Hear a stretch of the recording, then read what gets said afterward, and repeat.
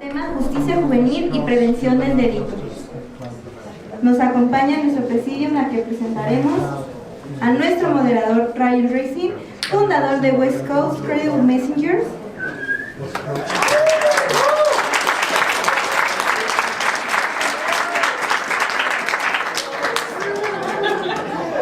Al licenciado Ismael Cosillo Rodríguez, consejero en material de drogas y experto en justicia juvenil.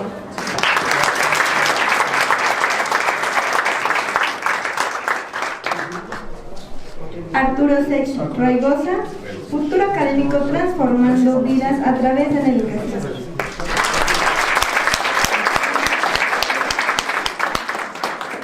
Magistrado Antonio Fierro Ramírez, profesor de la Universidad de Guadalajara.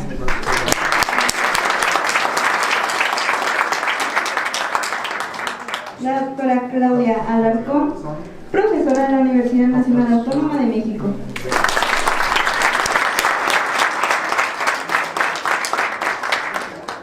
Y a la doctora Maricel Ramírez, profesora de Salud Mental y Ocupacional.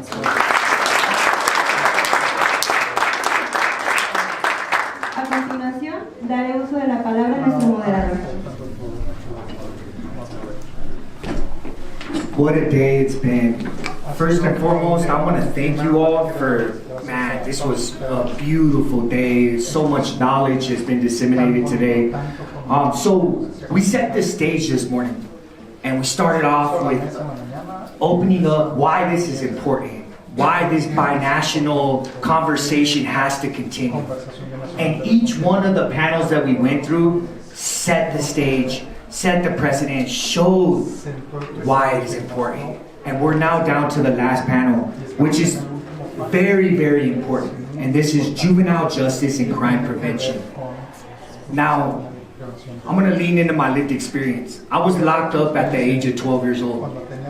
I didn't get out till the age of 32. Locked in, caged up, treated like an animal, and that's how I responded to my environment. It was only when they gave us college courses and they allowed us, you know, to uplift ourselves and educate ourselves, and then gave us A+, that I fell in love with knowledge, and I started to just fall in love and become this sponge for knowledge. So these are the things that we need to really think through. Now, we started the West Coast Credible Messengers because our credible message really resonates with the youth. And so you're gonna hear from experts today and different aspects of juvenile justice who are gonna break this down. And so, without further ado, tendencias suicidas, cualquier cuestión de ansiedad, hay incluso estrés postraumático para gente, sobre todo en Colombia, donde tuve la oportunidad de trabajar por allá 7 años. Sobre todo este movimiento a mí me encanta porque es una parte binacional en la cual gente como nosotros que crecimos en Estados Unidos, el día de hoy vivimos en México, hemos tenido la oportunidad de vivir en diferentes ciudades. Es una maravilla poder ver tantas caras jóvenes, tantas caras nuevas, que están dispuestas a sacrificar muchas cosas para poder ayudar a otros, porque al final de cuentas no se trata de cómo entraron a la cárcel, es de cómo los mantenemos afuera. No se trata cómo obtuvieron el primer golpe, the first hit. Se trata cómo lo llevamos a que no lo vuelvan a repetir. Ahora que se está naturalizando el consumo de ciertas sustancias, porque son legales, porque creemos que no hay consecuencias, sentimos que es normal, just to get a hit, to get a high, and go from there, cuando realmente son drogas de inicio que nos pueden llevar a algo más pesado y a la destrucción de una vida. Creo que para mí ya no se trata de hablar de lo que fue mi infancia, mi juventud, sino más bien el poder hablar de cómo podemos ayudar a otros a mantenerlos fuera. Yo soy una persona que empezó sin nada. A mí me deportaron hace 21 años, el día de hoy sí tengo una licenciatura en México, tengo una maestría en Colombia, tuve la oportunidad de trabajar con muchos académicos de la UNAM, para mí es un placer. Yo tuve una jefatura de unidad departamental en el gobierno del Distrito Federal durante el 2011 y el 2013. Yo me encargué del área de reinserción social para los tutelares y fue ahí donde pudimos hacer mucho con la sociedad. Esta parte, pero realmente es desafortunado que los cambios de gobierno lleven a cambios tan dramáticos o drásticos en los seguimientos de ayuda a nuestra juventud.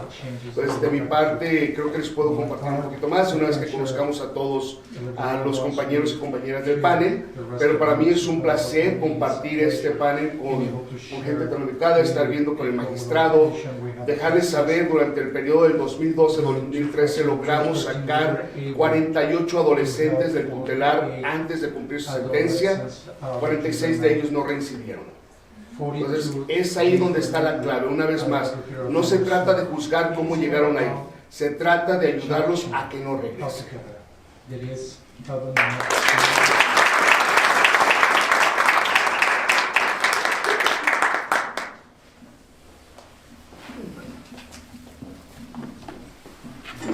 I love what he said. It's about never returning. And that's the goal that we're trying to accomplish here. So without further ado, I want to introduce you to a really good friend of mine, Chich Regosa. Chich.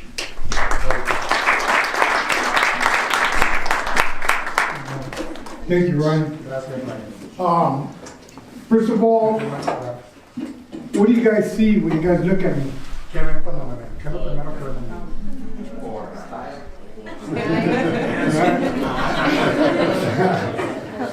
So, you know, earlier we were talking about labels, right? And I remember rolling up to Wasco State Prison about 5 in the morning in a paper jumpsuit, getting off the bus, and we're lined up outside. It's freezing outside.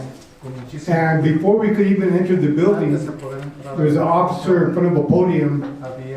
You have to walk up to him, give him your name, then his next question is, what do you run?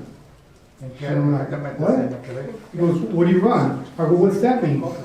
He goes, you north, south, black, white, or other. And I was like, what the hell?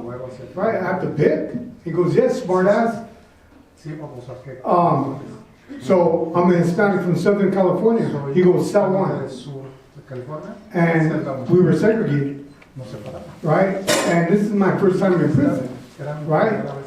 South side's in one cell, north side's in the other cell, blacks are in another, whites are in another, and others are in another, right? So the segregation started, and I was driven, right? I was like, man, what's going on here? You know,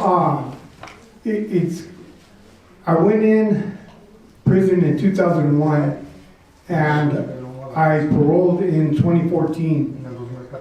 I did 13 years in and out of prison. It was a revolving door, right?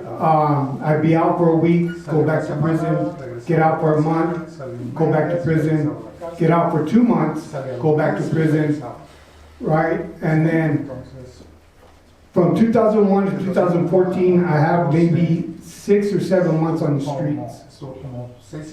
Lost, right? But just like Flaco, I was 12 years old when I first went to juvenile hall. I got in trouble for breaking and entering. I robbed a house. I got busted inside the house. They found me inside the house eating.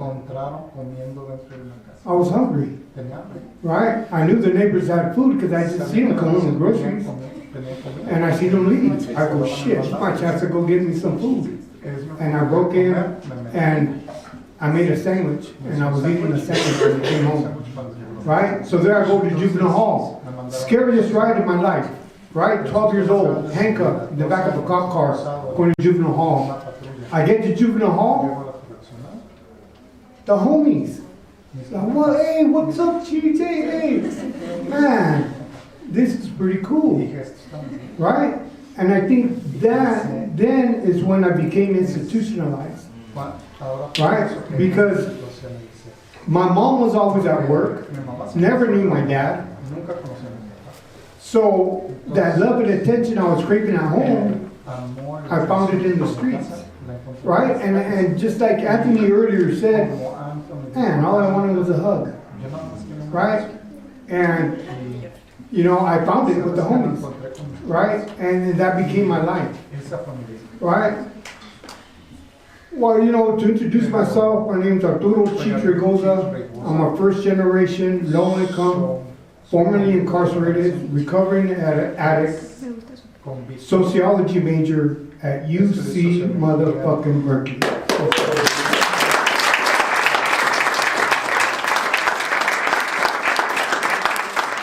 So, you know, in a couple more months, I'll be walking across that stage, graduating from a prestigious university, right? Mind blowing, mind blowing.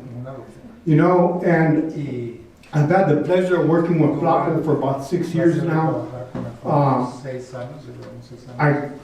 I kind of wanted to go to UC Santa Barbara, and I went on a tour over there, and there was nothing for me there. So I'm gonna scratch them off on this. And then about a year later, Flaco founds the Underground Scholars there, and we just start collaborating, right? And I go, oh, this is pretty cool, right? So I did 6 years in my community college, right? And I got 5 degrees from my community college, and I was done with education. My counselor, Cheech, could apply to university.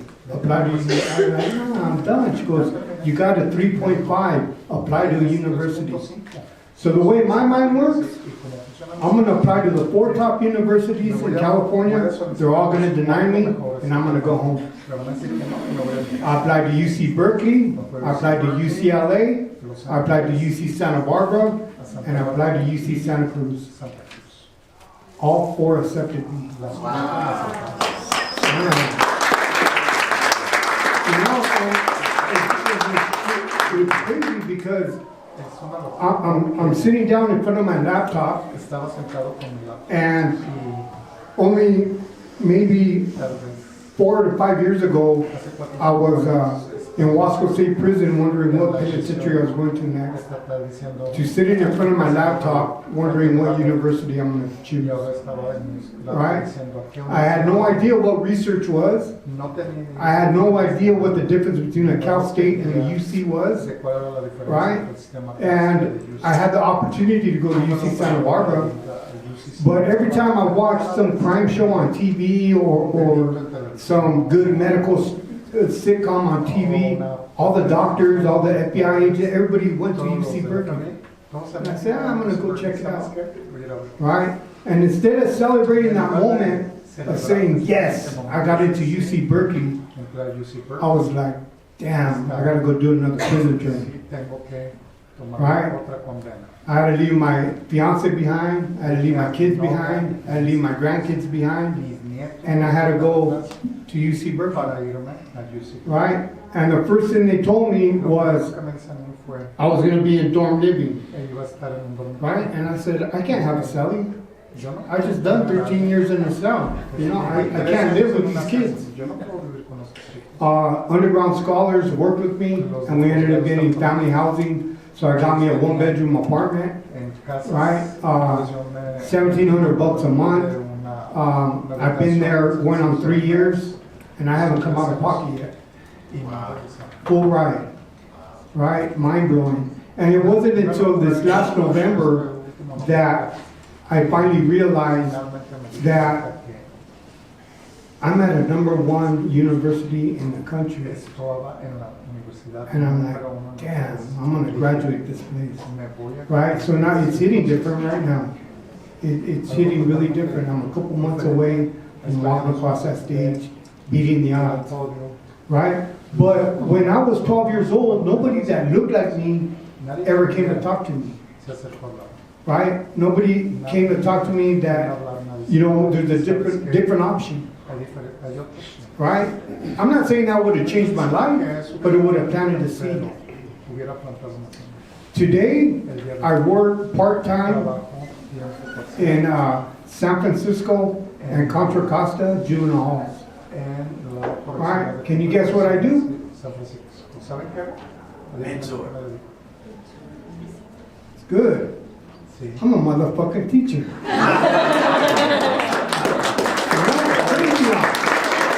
Crazy. So if you guys are aware of the gang violence that goes on in California, I'm a Southsider. I'm working up north, where there's a lot of northerners. And I'm like, man, all these guys are gonna receive me, right? And when I go in there and I introduce myself, and I tell them where I'm from, they go, oh, you're one of them? And I go, yeah, I'm one of them. I go, but for the record, I'm not the enemy. I go, that guy over there, sitting over there, that's the enemy. And I point to the correction officer. He's like, what? I go, yeah. I go, when was the last time that guy told you thank you? He goes, for what? I go, for putting his kids through college. He goes, what do you mean? I go, by you coming here, you're putting his kids through college. I didn't expect this, but all the kids got up and told that officer to tell him thank you. I said, what the hell? Right? It was a trip because now these kids are listening. Right? And when I go up I start my class, first thing, these kids come in, buenos dias, good morning. I shake their hand. When I leave, when the class is over, enjoy the rest of your day. Thank you for participating today. I shake their hands. How many teachers do that? Right? And you know, I've been doing it for a little over a year now. And every morning when these kids come into class, I don't even have to do that. They come straight up to me, they shake my hand, they give me a hug. And I'm mind blown. Right? I'm saying like, man, this is working. And about 3 weeks ago, about 3 different students, all from up north, right, came and asked me, hey Cheech, could you advocate for me at court? I'm like, yeah, of course, you know what's going on. He goes, they're trying to try me as an adult. And if I get tried as an adult, I'm looking at 25 to life. These are kids. These are kids, right? And I said, yeah, I got you. I got you, right? And all this end hostility, everything, all the, you know, this northerner is just like me, right? We're just from different sides of California. And what I'm teaching them is how to apply to college, what the difference is between a Cal State and a UC, because I was never taught that. Right? How to start a business, right? That's one of my best lessons. Like, if you guys go open up any kind of business, what would it be? Most of them said, oh, I want to open up a weed shop. Cool, it's legal, right? All right, what's the name of your shop going to be? What's your logo going to look like? How many employees are you going to have? Right, and think about it. The next week, they come with logos drawn in the name of their business. Right? And I'm like, man, this is mind blowing. Right? And these kids, they see me and they're like, man, you remind me of my tío. You remind me of my dad. Right? And I go like, I guess I'll take that as a compliment. Right? And it's just, man, this rapport I'm building with these kids, right, is, I think is very important. Like, you know, earlier, Berto was talking about going into Calipatra State Prison, teaching these inmates, right? Cool. That's cool. Because when I started community college, I founded the Beyond Incarceration Greater Education Club, the Biggie Club, right? And what we do is we help people coming out of prison, coming, you know, back into society, enroll in college. My thing is, why are we waiting till we get to college, till we get to prison? Right? Because I know by the time I got there, it was blood in, blood out. Right? We got to start with these youngsters. Right? And it got to start with us, the credible messengers. Somebody with that lived experience. Right? Like, I got here this morning, I see my camarada Alberto, I see Anthony, I see Flaco in their suit and tie. I'm like, damn, I'm underdressed. Right? I should have worn my suit and tie. Then I thought about it, like, I don't even own a suit and tie. Crazy, huh? You know, that's crazy because this is me. I'm still Cheech. The only thing different I do now is I don't do the things I used to do. Right? All my mentors growing up were the older homies teaching me how to survive in prison. So when I got to prison, I knew what to do, right? But never did I have a professor. Never did I have another college graduate, right? And you know, like even sharing our Airbnb with the doctor right here, man, mind blowing, man. Like I'm just surrounded by geniuses. Like, my God, this is so powerful, right? But it got to start with our youth, right? We got to go talk to them and at least show them there's a different option. I tell these kids every time I go talk to them, if you want to learn how to roll up your mattress and do burpees at 5 in the morning, because that's what you do in prison, I got you. But if you want a new way of life and higher education, I got you. But the choice is yours. And whatever you choose, I ain't mad at you. I love that lifestyle. I just love the life I live today even more. Right? And these kids are getting it. These kids are asking for help. These kids are asking, how can I get into UC Berkeley? Right? How can I get a degree?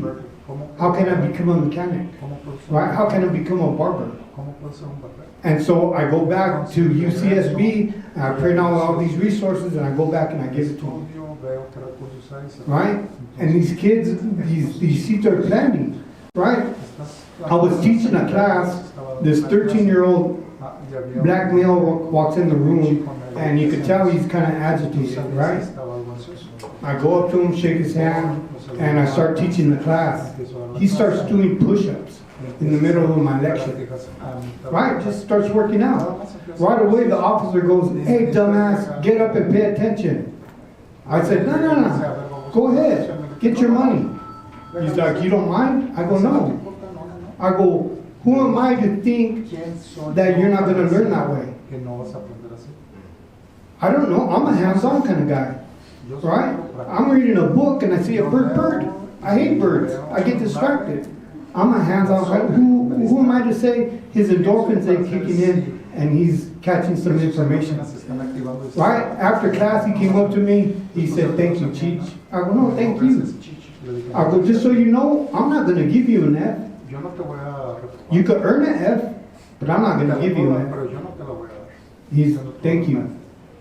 And he comes in class, he participates, he pays attention. Every once in a while, he'll do push-ups. I don't mind.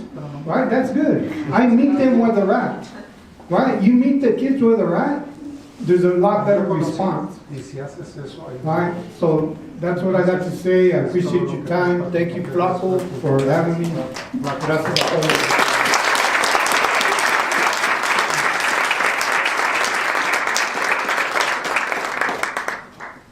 So you're hearing innovative approaches. You're hearing a trauma-informed care approach. You're hearing a non-punitive response. You know, let him hit push-ups. Maybe he learns like that. When I think of juvenile justice, I think of, what was spoke on earlier about the super predator theory. And how they were saying, the juvenile super predators and this flux of juveniles were being pipelined straight into the juvenile system, and you had camps popping up, you had all these different things, and then now I'm looking at my TV screen and you have Los Padrinos and you have 30 staff members are being charged for pinning blacks against Mexicans and having gladiator fights. So here we are investing in this juvenile system, and then and there's no accountability for the staff that are working there, and they're causing these divides, and they're causing this segregation, and then they're causing this violence, and they're training these kids to become violent and training us, and we went through it. We would go through some disgusting stuff. I couldn't even tell you the stuff we had to experience. And that was as an adolescent. That was where the brain wasn't forming. It wasn't there yet. So the brain's being scarred. We don't even have the emotional intelligence to understand how to respond to the world yet. And we're facing all this in a system that is driving punishment into us.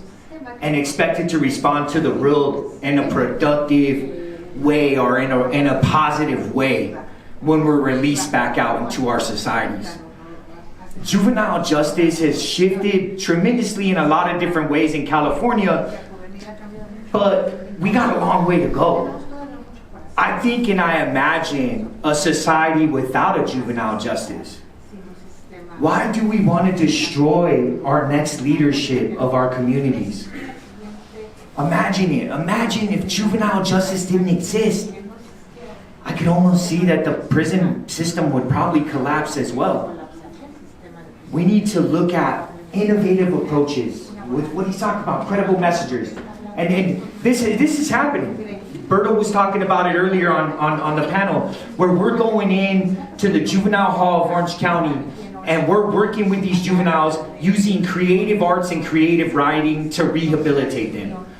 And we've gone and we've testified, like Cheech talked about testifying at 707 hearings, where these young men have been sitting in juvenile detention facilities since the age of 12 years old, and they're now 24 years old. And they're going to a 707 hearing and they're trying to transfer them into adult court to give them life sentences. We need to come up with innovative approaches. We need a trauma-informed care response to our youth. These are leaders. These are people with potential, instead of throwing them away. And so without further ado, I'm very grateful to have one of a judge of juvenile justice here in Mexico.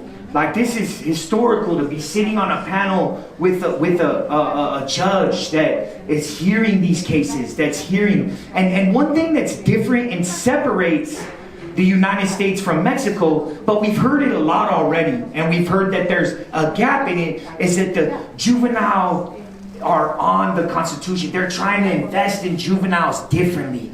They're trying to build the juveniles up. They're trying to look at ways. So I'm excited to hear this from the judge and the innovative approaches that are happening here in Mexico. Thank you. Without further ado, I would like to the Manuel Antonio Ferreros Guermez.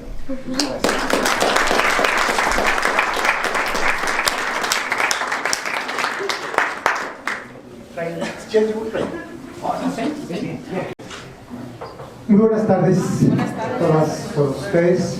Muchas gracias por la invitación, doctor Rogelio, don Ricardo, muy amable, con el permiso de mis compañeros de panel. Déjenme decirles que me siento motivado, me siento extraordinariamente atraído por un tema que me dio la oportunidad de trabajarlo en el Estado en los últimos 17 años. Yo fui uno de los precursores del sistema de justicia integral en Jalisco. Fui uno de los 3 primeros magistrados, que no es otra cosa que un juez de segunda instancia, un juez de apelación. Bien, al respecto tengo la necesidad imperiosa de compartir algunas circunstancias, y sobre todo de compartirlas con mi buen amigo y compañero de panel, el licenciado Ismael. Déjenme decirles el porqué. El porqué es porque la tendencia internacional nos llevaba de la mano a tener un contacto inmediato, directo, paciente, sensible, humano con los menores de edad.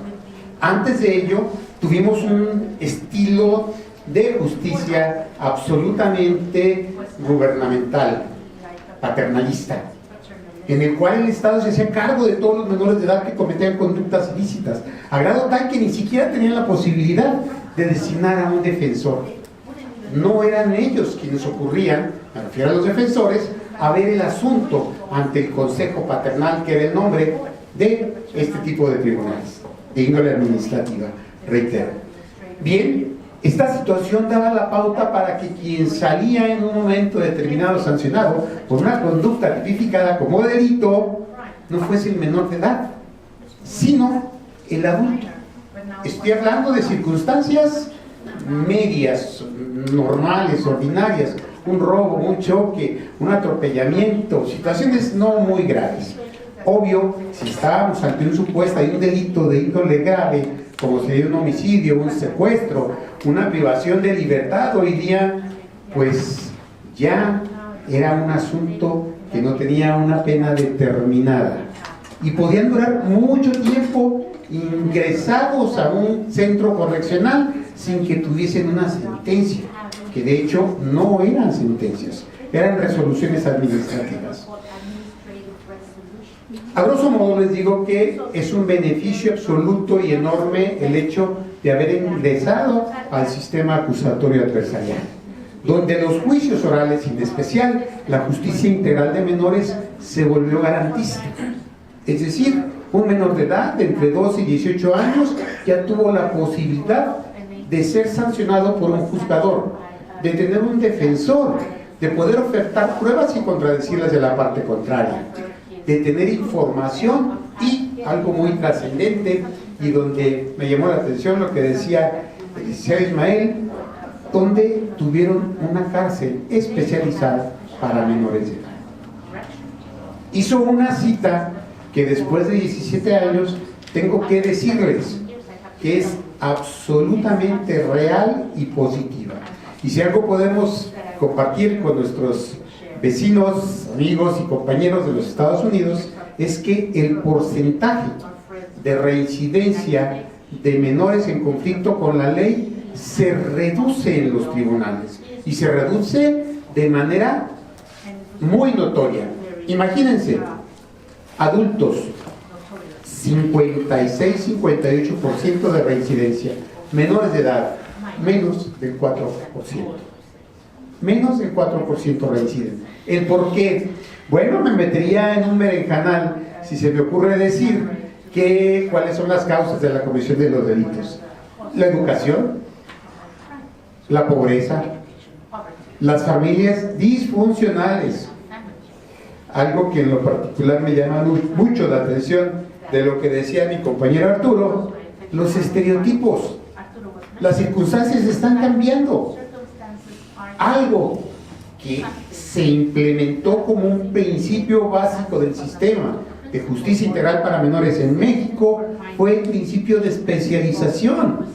Y me refiero a ello porque había jueces de justicia integral para menores, había juzgados especializados, había salas especializadas, bueno, una sola en Jalisco, pero la hubo, y además capacitarse para llevar a cabo esa actividad.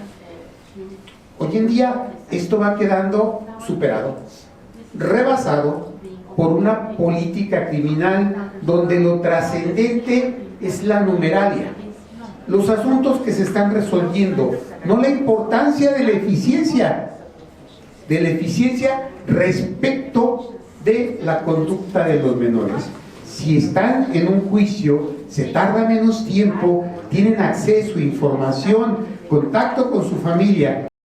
Pero, otra nota de mi compañero Ismael es ¿cómo es posible que con el cambio de sexenio las políticas positivas desarrolladas durante el sexenio anterior cambien? Y diríamos, no cambian, debe de existir una secuencia lógica y natural. Pues lo ilógico, lo antinatural es que si no cambian ellos, cambian los operadores. Y como consecuencia, quien llega siempre tendrá la necesidad imperiosa de pasar esa curva de aprendizaje. ¿Y saben cuánto tiempo tarda? A los 6 años siguientes ya no sabemos qué fue lo que se hizo bueno ayer o en el anterior periodo. Pero en fin, hablábamos de circunstancias de menores de edad en conflicto con la ley, y déjenme decirles, volviendo al aspecto de la reincidencia, que de ordinario un menor de edad con una conducción propicia en el interior del reclusorio, que estudia, trabaja, se vincula socialmente, tiene todas las posibilidades absolutas de reinserción. Y si por el contrario están en la calle, y quiero traer a colación un supuesto específico. Una persona que se dedica a ser halcón, que no es otra cosa que ser una persona vigilante con un celular en la mano en la entrada de las poblaciones donde está preponderando la delincuencia organizada, tiene un sueldo aproximado de 2,000 pesos a la semana y tiene una edad de entre 12 y 16 años. y gana 2,000 pesos a la semana y le dan un celular de última generación y no hace otra cosa excepto estar parado visualizando de uno a otro quién llega, quién se va, si viene la policía, si vienen enemigos de los grupos delincuenciales. La pregunta es, ¿qué está haciendo el órgano gubernamental para poder dar una opción de posicionamiento social para este menor? ¿Le puedo ofrecer 2,000 pesos por trabajar en un trabajo honesto, lícito? ¿Saben qué es lo primero que pedimos en la escuela? ¿Qué es lo primero que pedimos en las áreas de trabajo? Tráeme tu constancia de no antecedentes. ¿No es esto un estereotipo? ¿No los estamos empujando? Claro que sí, pero valga la observación. Este supuesto, yo creo que no es necesario que lleguemos a estas instancias de sancionar a los menores. Lo importante es manejar con puntualidad, con excelencia, con dedicación y con mucha voluntad gubernamental la prevención. Si no hay familias disfuncionales, si tienen lo necesario para llevar a su boca en el día a día, si pueden tener lo que constitucionalmente se establece, su educación primaria, su educación secundaria cubierta por el Estado, tengo la certeza de que habría menor delincuencia juvenil. Más aún, ni siquiera en el momento en que se implementó este sistema de justicia para menores, tuvimos la percepción real de qué tendríamos que hacer. Y esto es un caso real.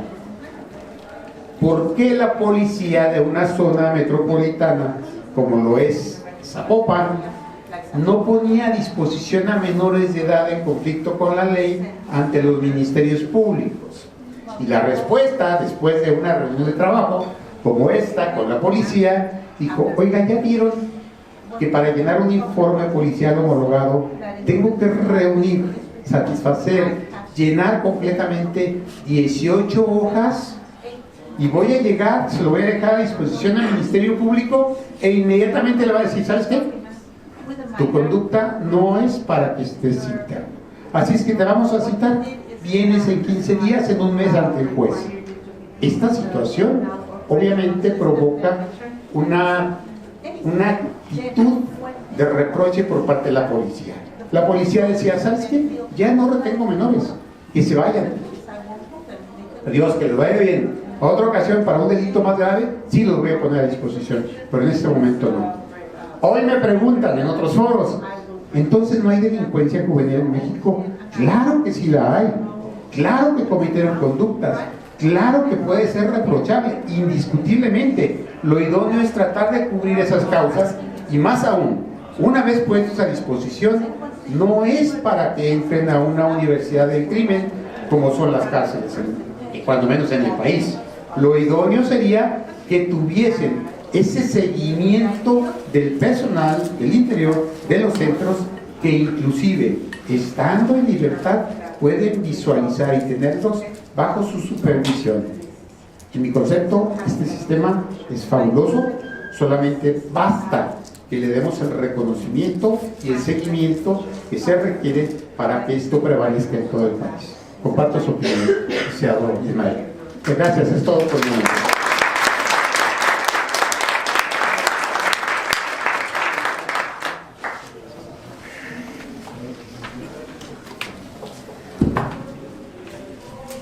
Thank you so much.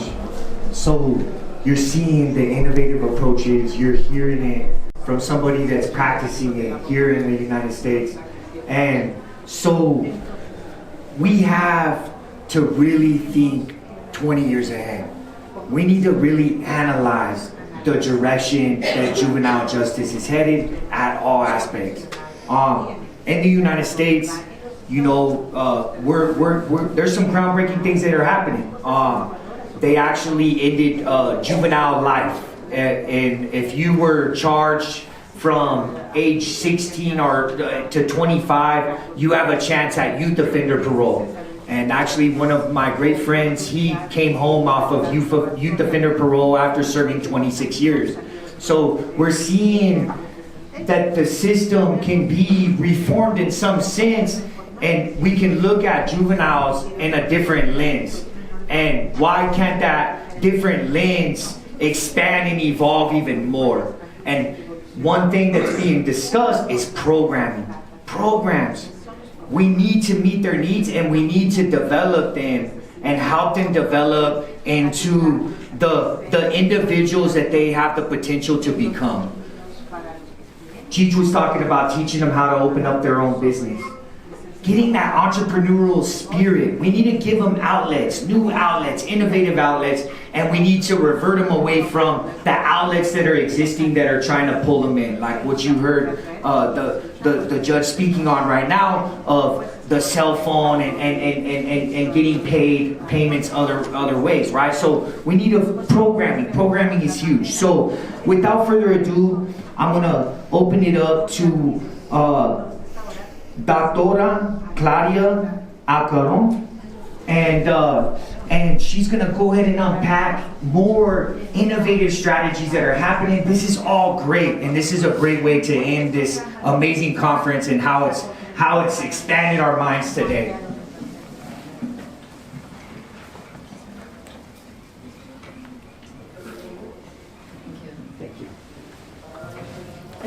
Bueno, pues buenas tardes. Primero que nada, muchas gracias por la oportunidad de estar en este espacio, en esta convivencia, en esta oportunidad de reflexionar. Pues siempre que tengo la oportunidad de reunirme con personas que han experimentado de alguna forma el sistema penitenciario, el sistema carcelario, el sistema penal, pues siempre lo que veo es como gente que quiere dar, ¿no? Siempre es como un rasgo que compartimos de una u otra forma. Debo decir que me intimida un poco que me toque después del magistrado, porque pues yo vengo a contarles todas las cosas que han sido verdaderamente problemáticas del sistema penal para adolescentes. Le doy la razón en el sentido que hay candados importantes, como el hecho de que la pena máxima sean 5 años, a diferencia de Estados Unidos, que se puede juzgar a un chico de 12 años, 13 años, 15 años y llevarlo la mitad de su vida al encierro, ¿no? Creo que eso es una medida muy valiosa en México, pero no todo se reduce al tiempo. Si bien es cierto que el tiempo en la prisión es un tiempo distinto al tiempo de la libertad, pero aún así esos 5 años representan muchas cosas para una persona entre los 14 y los 18 años, ¿no? Que es la edad en la que una persona adolescente o una persona menor de edad en México puede estar privada de la libertad.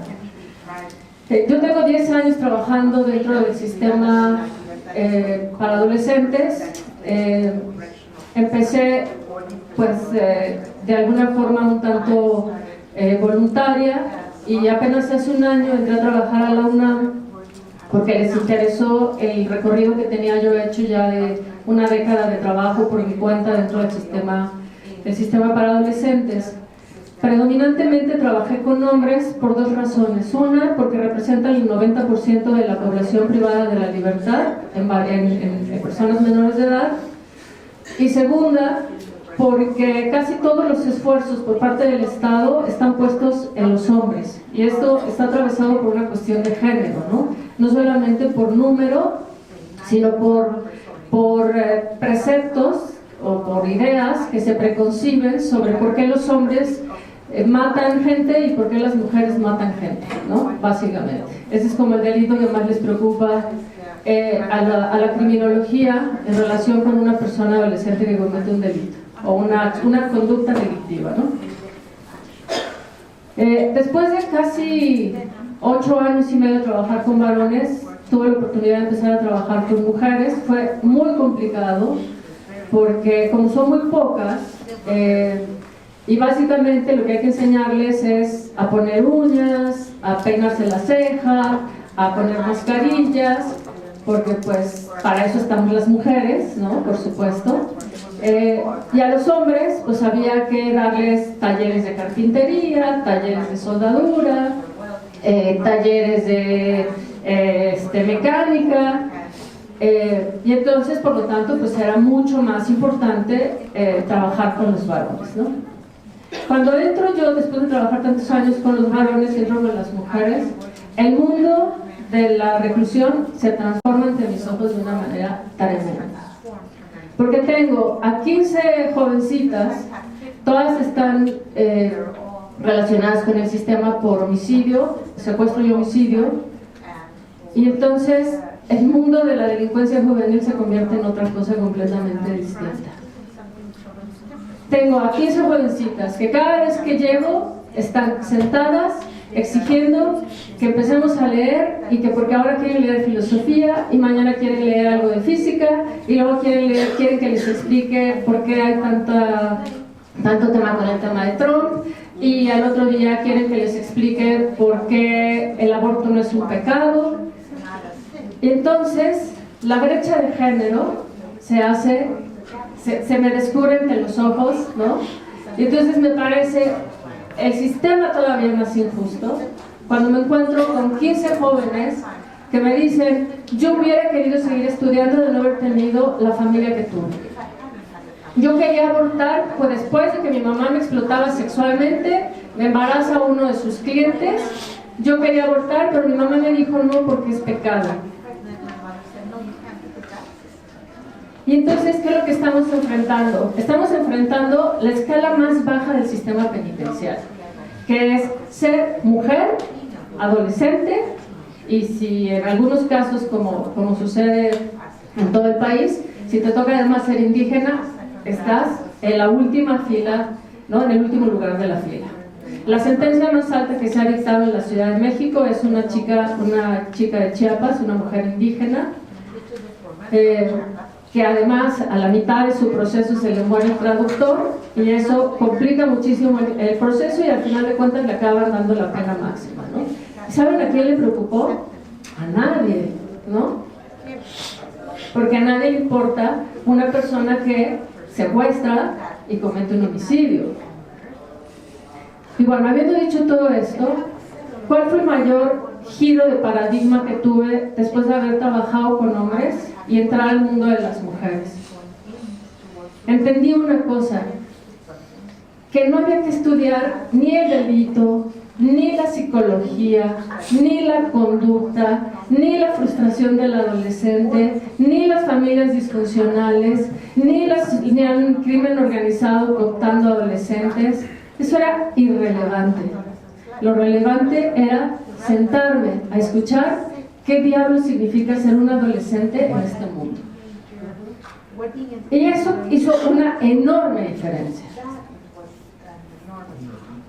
A mí no me interesa saber si el adolescente o la adolescente no es tolerante a la frustración, no controla sus impulsos, es un narcisista. Llegan muy contentas las chicas: oiga, Miss, porque además debo decir que las uniforman como en un colegio católico. Me tienen que decir Miss, se tienen que levantar cada vez que llego. Yo siempre les digo, yo soy una anarquista infiltrada y conmigo no pueden hacer absolutamente nada de eso. Y entonces me dicen: es que ya la psicóloga me explicó que como no controlo mis impulsos, por eso hice lo que hice. Pero no, tú no debes dejar de controlar tus impulsos. Si algo ha hecho bien la juventud en este mundo es no controlar sus impulsos. Y ojalá que nunca los deje de controlar. Porque es la juventud, es la gente joven la que está haciendo que el mundo no sea peor que lo que es. Y en algún momento los adultos tendremos que asumir nuestra responsabilidad adultocéntrica, ¿no? Queremos que el mundo sea igual de jodido, igual de horrible como nos toca vivirlo a los adultos. Entonces tal pareciera que lo que queremos es condenar a la gente joven a ser la clase de adultos que nos hemos convertido nosotros. Y entonces es imponerles cómo pensar, imponerles qué decir, imponerles qué sentir, imponerles cómo hablar, en lugar de sentarse y escuchar qué significa vivir en un país en donde vives bajo la amenaza de políticos corruptos, de delincuencia organizada, de un machismo rampante, de una misoginia escalofriante, de una cantidad de políticas de exclusión, aunque se hable mucho con la E, pero realmente hay unas políticas de exclusión para las mujeres tremendas. Y todas estas chicas, estas 15 chicas con las que trabajo cada semana, son la prueba clara de que hay muchísimas cosas que en el país no funcionan simplemente porque no nos hemos sentado a hablar y a entender y a escuchar lo que significa ser un adolescente en este país. Otra de los cambios de paradigma o de los aspectos de cambio de paradigma que me parece importante reconocer es el paradigma del productivismo. A los adolescentes y a las adolescentes se les exige demasiada productividad en todo. Tienen que producir moralmente las nociones correctas del deber ser. A los adolescentes se les exige producir un futuro mejor, ¿no? Les damos la responsabilidad del futuro. El futuro son los adolescentes, los niños. No, no es cierto. Ser adolescente es vivir el presente. Ser un niño es vivir el presente. Ser un adulto es vivir el presente. Ser un anciano es vivir el presente. Y eso nos cuesta muchísimo trabajo. Y cuando entra la criminología a decirle a los adolescentes cómo se deben de conducir, cómo se deben de comportar, cómo deben de protestar, acaban con absolutamente toda posibilidad de que esto se transforme en algo positivo, ¿no? Que las luchas verdaderas se transformen en algo positivo. Y el paradigma del productivismo pues lo tenemos todo el tiempo enfrente, ¿no? Hay que producir esto, hay que producir aquello, hay que producir leyes, hay que producir castigos, hay que producir consecuencias, que entiendan, que la gente vea que esto no se va a tolerar. La mayoría de las chicas que están en prisión son madres, antes de los 18 años. El sistema no les permite trabajar, porque los instrumentos internacionales, que no tienen ni idea de lo que es ser un adolescente en este país, dicen, hay que protegerlas, hay que darles un derecho a la familia,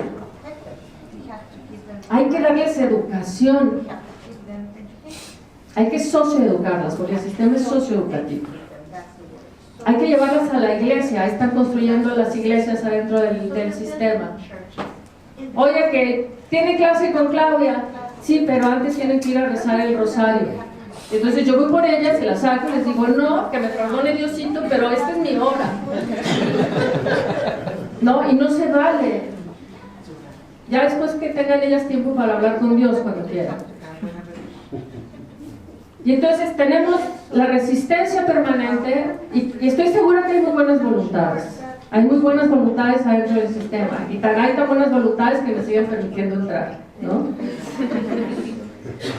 Pero sí creo que es importante que dejemos de mirar, dejemos de ver al derecho penal como la lupa, ¿no? Como la ruta, como el canal de análisis, de observación, de entendimiento, de comprensión de los adolescentes, de las conductas de los adolescentes, y nos sentemos y nos concentremos en ver a los y las adolescentes en su condición de lo que implica tener esa edad, en este mundo, en este tiempo, en esta realidad, para que entonces podamos entender el tipo de mundo que tenemos que construir con ellas, con ellos, no para ellos, con ellos y con ellas, y las cosas realmente sean distintas. Y de allí les aseguro que no tendríamos que hablar de reincidencia, de reinserción social, por Dios. Perdón, maestra. No, usted disculpe. Yo lo sé, son políticas públicas, pero, o sea, ¿para qué discutir todo eso? Cada vez que una chica me dice, oiga, Miss, es que yo estoy viendo que a mí lo que me gustaría sería estudiar literatura. ¿Qué quieres hacer? ¿Qué quieres leer? ¿Qué quieres? ¿Por qué la literatura? Es que ya me di cuenta que cuando escribo, bueno, vamos a trabajar en eso. De ella salió la idea de leer las meditaciones de Marco Aurelio. ¿Cómo supieron de ellas? Ni idea. Algunas vienen de Tepito, otras vienen de Iztacalco. Para quienes no saben, son los barrios más marginados de la Ciudad de México. Y entonces una dijo, es que en la biblioteca, porque tienen una biblioteca muy bonita que tiene un candado puesto todo el día, no se vayan a robar los libros. Entonces las chicas decían, es que queremos tener nuestros libros de cabecera. Y yo decía, por supuesto, hay una relación con los libros de cabecera que trasciende cualquier experiencia disciplinar, académica, y hay que tener esa experiencia con los libros. No se puede, maestra, lo siento, los libros tienen que estar en la biblioteca bajo candado. Entonces una dijo, es que yo entré a limpiar la biblioteca porque me mandaron a nada, y vi ese libro y lo leí un poquito y me llamó la atención. Entonces, como esta chica es líder, ella convenció a las otras que me pidieran que trabajáramos las meditaciones de Marco Aurelio. Y entonces, en las meditaciones de Marco Aurelio pasa una cosa fascinante, que es todo lo que aprende Marco Aurelio se lo aprende a uno de cada a cada uno de los miembros de su familia. Y entonces lo que hicimos después fue que ellas aprendieran a reconocer en su familia lo que habían aprendido bueno y lo que habían aprendido malo de su familia. Si ustedes me dicen, ¿es clase de literatura? No sé. Si es clase de filosofía, no sé. Si es clase de sociología, no sé. Lo importante no es la disciplina. Siempre digo que las disciplinas nos disciplinan demasiado, ¿no? A mí me gusta más la disciplina. Y la posibilidad de trabajar a partir de la experiencia, pues es una forma de construir nuevas metodologías, ¿no? En donde los adolescentes y las adolescentes perdonen el desdoblamiento del lenguaje, no es lenguaje inclusivo lo que estoy haciendo. Estoy desdoblando el lenguaje porque sí es importante que cuando yo les digo las adolescentes, las imaginen a ellas, y cuando les digo los adolescentes, los imaginen a ellos, porque no son lo mismo. Y entonces, bueno, ya para cerrar, volviendo a Marco Aurelio, después de trabajar con Marco Aurelio, ellas mismas empezaron a reconocer la importancia de emanciparse de su propia familia. No se los dije yo no les dije, miren, ustedes se tienen que emancipar de su familia, tienen que, esa familia que, ¿no? Porque además casi todos los papás están en prisión. No fue algo que yo les pidiera, ellas descubrieron el valor y la importancia de la autoemancipación.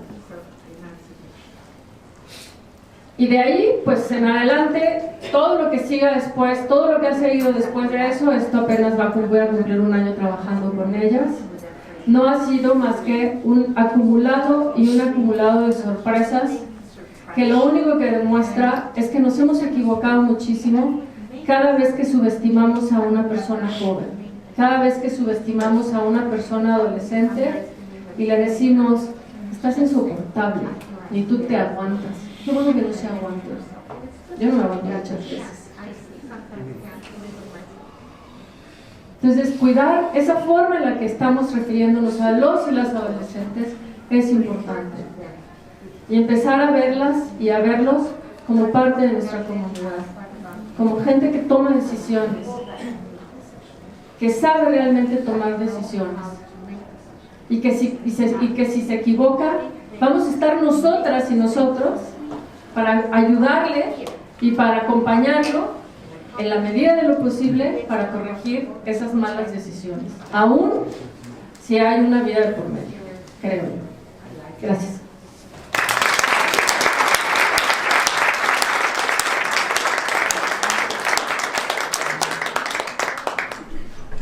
Wow, amazing. Thank you so much. That was well said. We gotta work with them, not to build a life with them, not for them. Wow, that was just really powerful. Oh man, that was a lot, and I really appreciate you sharing all the work you're doing. And I'm gonna move into the final individual who's up on this panel. Dr. Maricen Ramirez is a professor in the health department, and it's the environmental and occupational health of University of California, Irvine. And I think this is a beautiful way to wrap up this, to get the health aspects of things and understand the health side and the work within that health side that's happening. So yeah, without further ado, Maricen.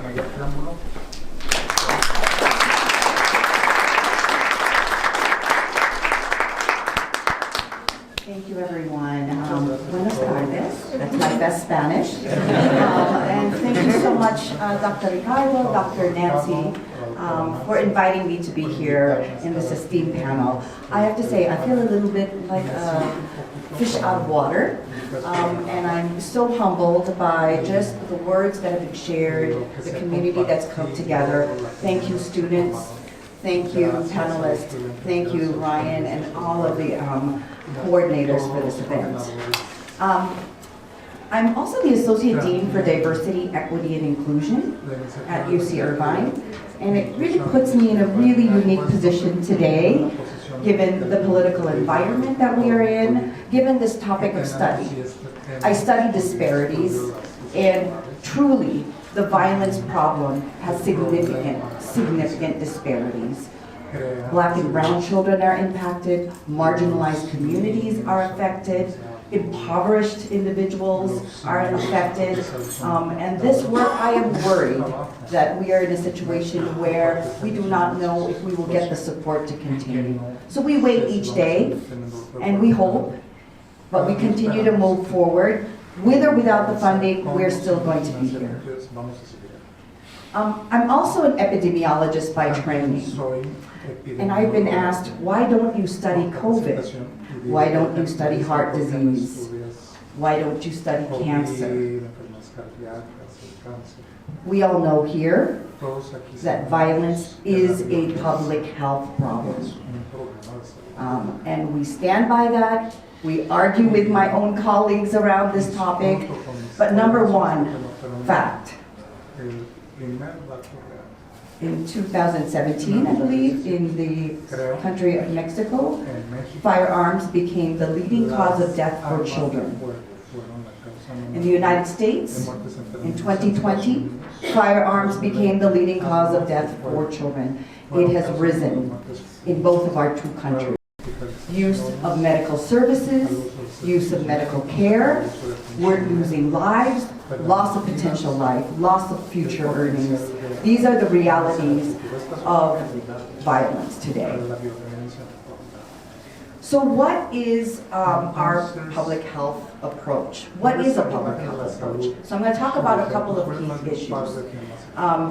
I'm a public health scientist. I do love data, but we also want to think about some of the more contemporary ways that we do our research. So number one is surveillance. We need data to understand the problem. If we do not understand this problem, how can we identify risk factors?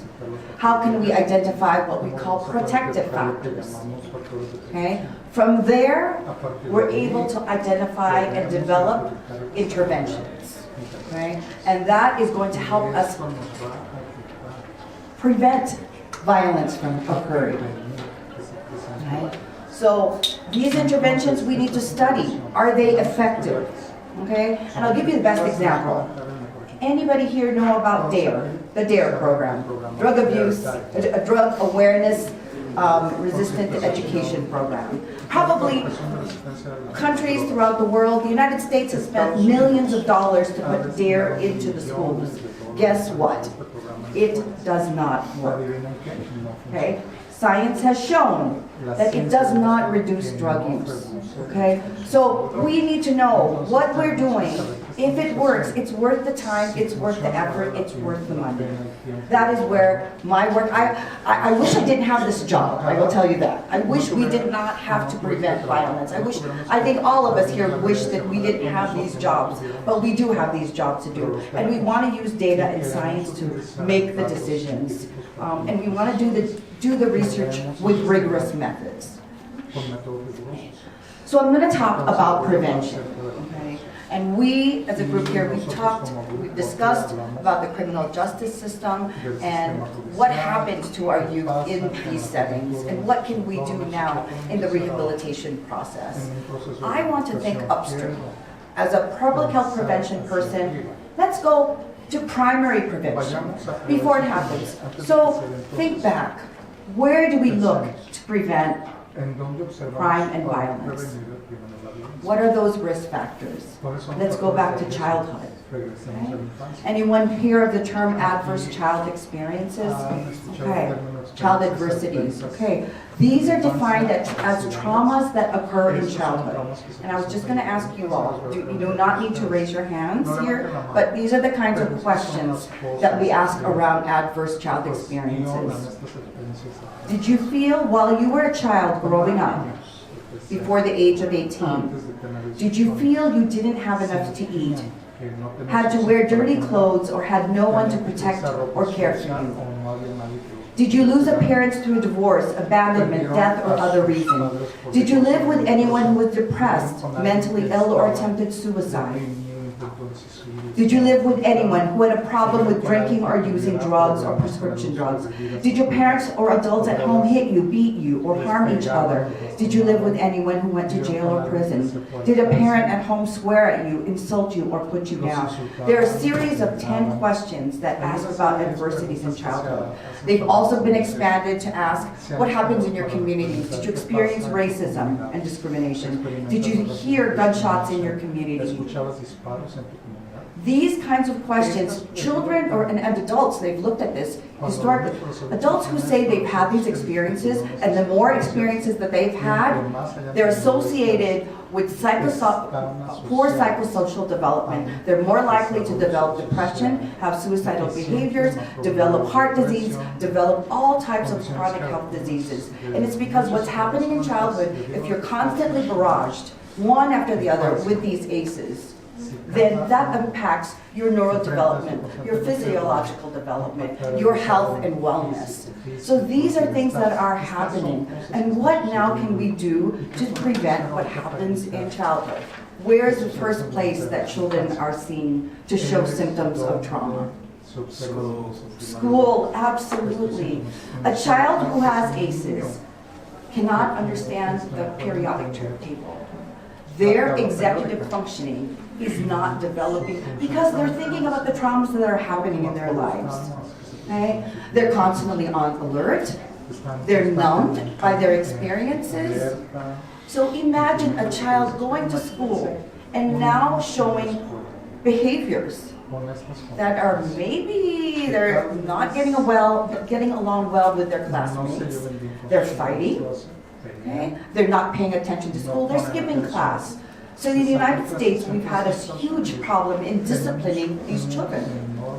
And I don't know if this is the case here in Mexico, but the harsh discipline is what happens. And what it has formed, and as Ryan has alluded to earlier, as well as Dr. Ricardo, is the school to prison pipeline. And in our own research, what we found, we actually linked children who were disciplined in school to the criminal justice charges later on in life. They're 4 to 7 times more likely to be in the criminal justice system if they're being punished harshly in school. So what we need to do is address prevention in schools.